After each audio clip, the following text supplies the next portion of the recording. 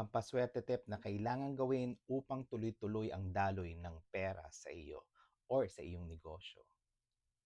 Tip number 1, ang wallet po. Ang wallet nyo po ay kinakailangan pong pahaba. As much as possible, pahaba. Pwede naman po yung 2 folds. Second tip, make sure na ang wallet nyo po ay wala pong resibo ni isa.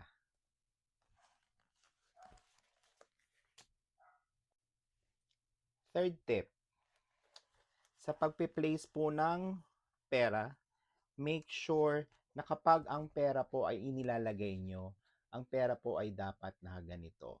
Ayan, papaloob po. Hindi po nakaganyan kung hindi nakaganito po.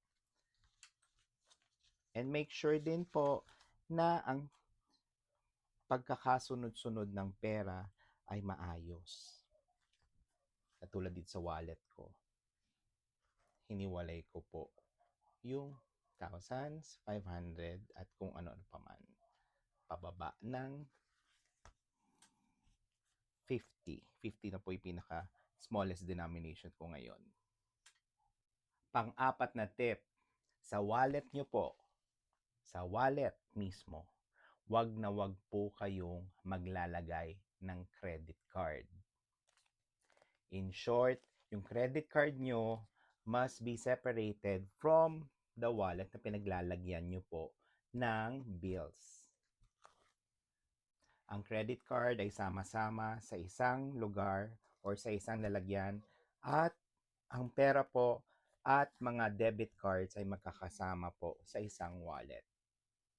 Tip number 5, dito sa inyong wallet or sa main wallet nyo na pinaglalagyan nyo po ng debit card at money, ang placement po ng mga cards ay kinakailangan pa ganito.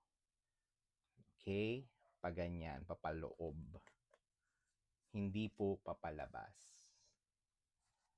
Katulad nitong ini-illustrate ko sa inyo sa ngayon. Ayan, papaloob po siya. Lahat po yan papaloob. Okay? Tip number 6, laurel. Maglagay ng laurel na may fehurun at may infinity sign. Again, fehurun and infinity sign sa loob ng inyong wallet. Atin pong itong ilalagay sa lugar na hindi po masyadong nagagalaw. Pwede rin po kayong gumamit ng transparent na lalagyan upang maprotektahan po itong laurel ninyo. Tip number 8, mag-ipon po ng mga bills na repetitive yung numbers, yung last two numbers, katulad nito, 77, 77, or 88, or 99. And tip number 8, humingi po kayo sa friends nyo na mayaman ng isang bill. Pwede pong any denomination.